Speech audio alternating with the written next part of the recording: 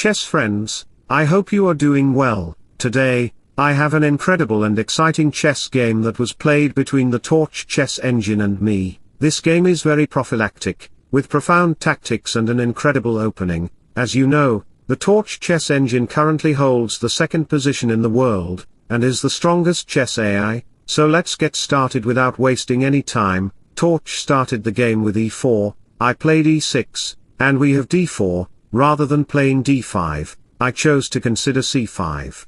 Attacking the pawn, the best move for white would be to consider d5, pushing the pawn forward, then moves like knight f6, knight c3 and d6 would come on the board, creating a familiar position. However, in our game, instead of d5, Todd chose c3, inviting me to consider d5 myself. Playing d5 would be a good move as it leads to the advanced variation of the French defense. Something like e5 creates a pawn chain in the center, and black usually considers knight c6 to attack the center. Moves like queen b6, knight e7, followed by knight f5 are all natural and good moves to consider.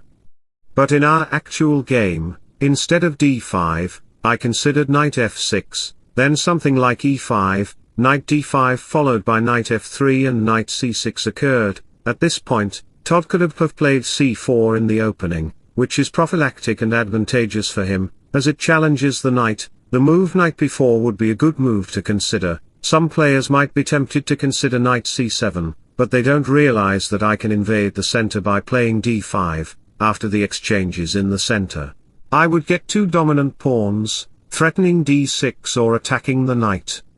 A couple of moves later, when d6 is played to attack the pawn, Torch would just kick out the knight and play bishop f4 to protect the pawn. Black might consider bishop e7 to play long castle, but Todd can expose this plan by playing queen a5 check. After the bishop blocks, queen e4 would come, threatening to capture the pawn and putting pieces under attack. After pawn takes e5 and queen takes e5, you can see that Torch will attack the pawn on g7 and, at the same time, threaten to play d6.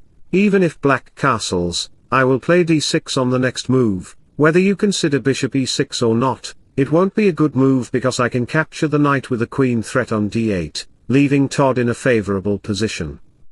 So, we discover that playing castling is a very bad choice. This is why many chess players might think of considering f6, which looks good and is the best move. Then, something like queen e4 will come, threatening to play d6 and attack your pieces. That move might be considered by Torch. And additionally, your knight cannot move anywhere, the knight is completely restricted, and the bishop is pinned down to the king. The game will be over for black.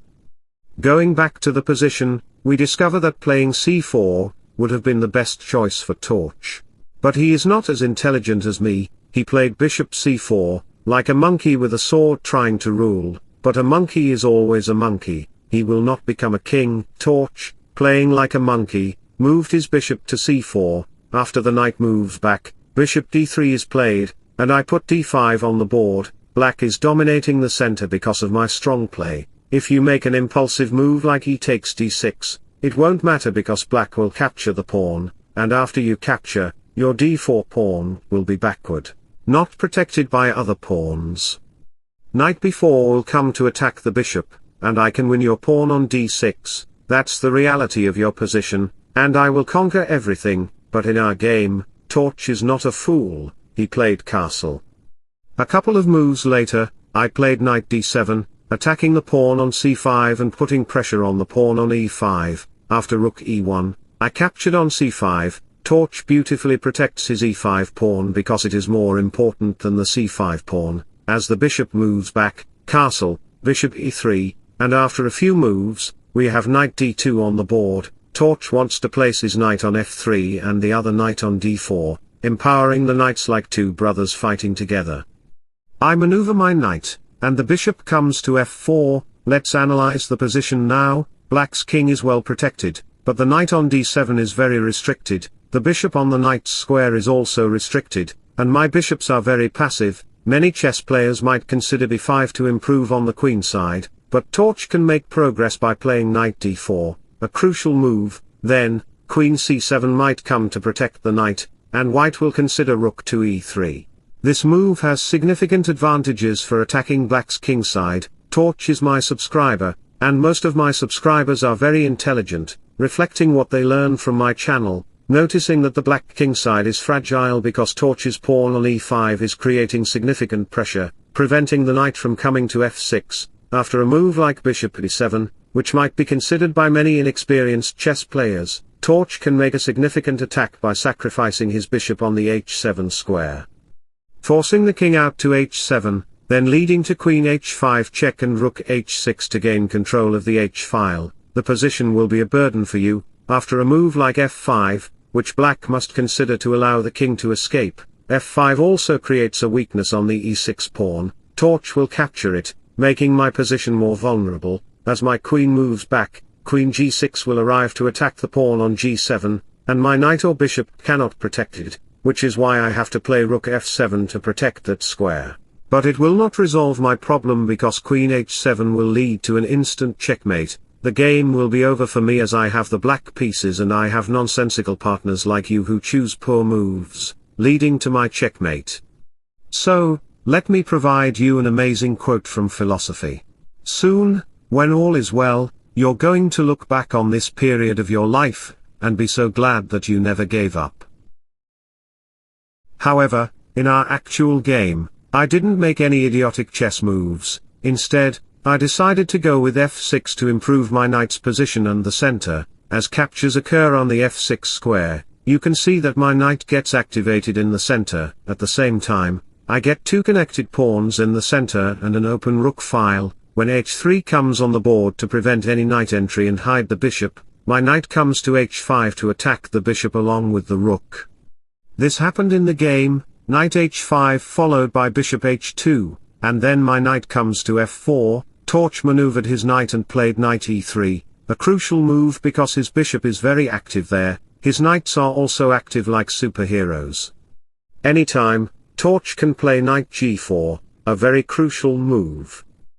So, g6 happened on the board to prevent any pieces from entering the e-square. I could push forward my pawn on e5, but it would create vulnerabilities on my kingside, and my chess analysis engine suggests the g6 move despite the weakness it creates. Despite this, my kingside becomes weak, and I can understand with my AI intelligence that it provides me with a very bad situation because knight g4 can create significant disadvantages for me. I just played a4, and as the bishop moves, we have queen b6 on the move. Many chess players might consider knight h6 check, which looks very tempting. Go, knight. Show your real power. The great knight, the valiant knight who can swim in the ocean, run in the field, and fly in the sky. Knight h6 looks good, attacking the king, but when my king moves to g7, attacking your knight, what will you do?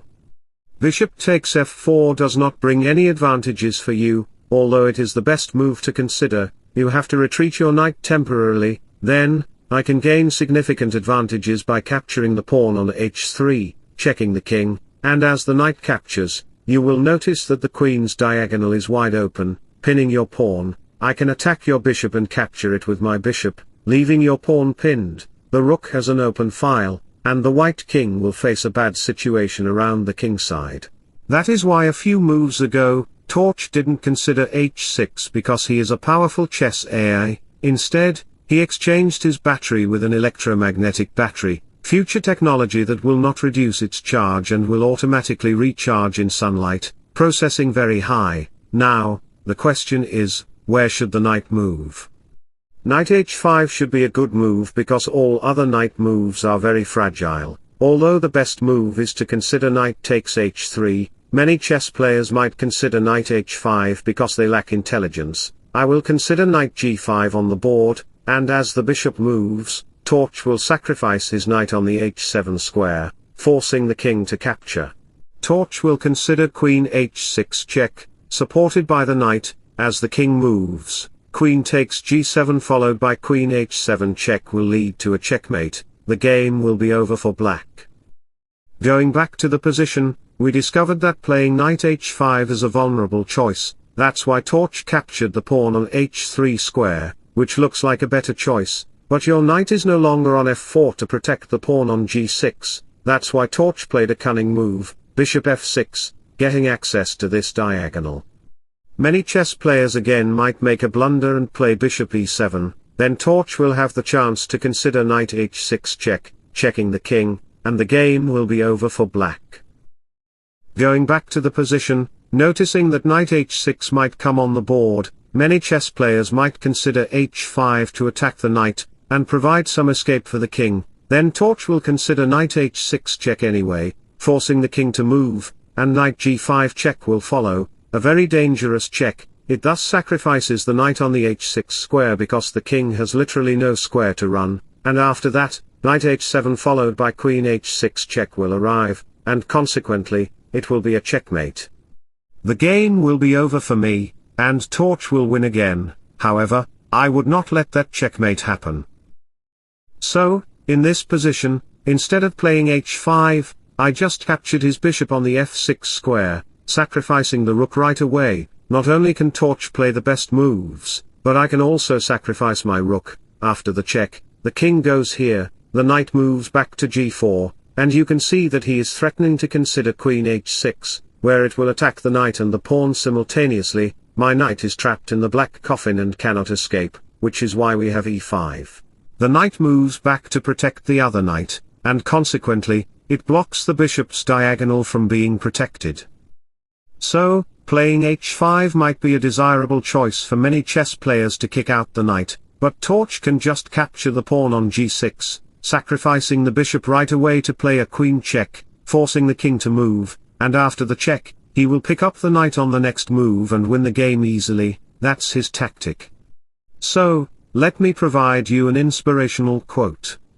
Breaking free from the imprisonment of old habits is one of the most beautiful ways to grow.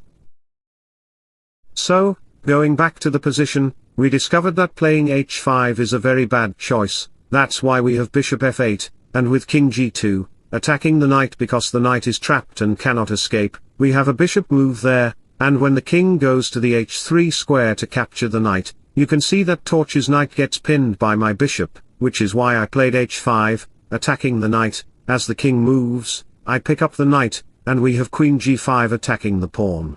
There is a sequence of exchanges on the g4 square, and after a couple of moves, we have rook b1, a pawn captured, and rook h1 on the following move, which attacks my bishop. So, what should I do in this position? Try to think a little bit, because this position is very crucial and significant. I just capture the bishop, forcing Torch to capture my bishop back because I can win his rook on the next move. But Torch holds a significant advantage in this position because my king is very lonely and disadvantaged. He played a rook check, and where should the king go? The king cannot go to these squares, and if the king goes to the e8 square, Torch will have significant advantages by playing queen e6, attacking the knight and threatening to play rook h8 check. Winning the rook, the game will be over for me. So, going back to the position, we just have king f6. And now Torch played queen h4, attacking the knight because the knight is under attack by two pieces. As the king moves, the rook captures, and after the queen check, queen g5 followed by queen d5 happened on the board. You can see that these pawns are trying to protect the black king from being attacked by Torch's pieces. We have queen e1 followed by queen b5 and rook c7 check, and where should the king move now? If the king goes to the d2 square, which looks desirable for many chess players, then after queen b2 check followed by queen c2, it will lead to a checkmate because the game will be over for you. Going back to the position, noticing king d2 is not possible, which is why if the king goes to d1, it will result in the same position, as I will play queen b1 check, checking the king. As the king moves, we will capture the e4 pawn, and as the king moves, white will consider queen c2 check, and you can see that the game will be over, and Torch will win. Again, the game is just vulnerable, and Torch is completely winning because my king is in a very passive state, unable to escape.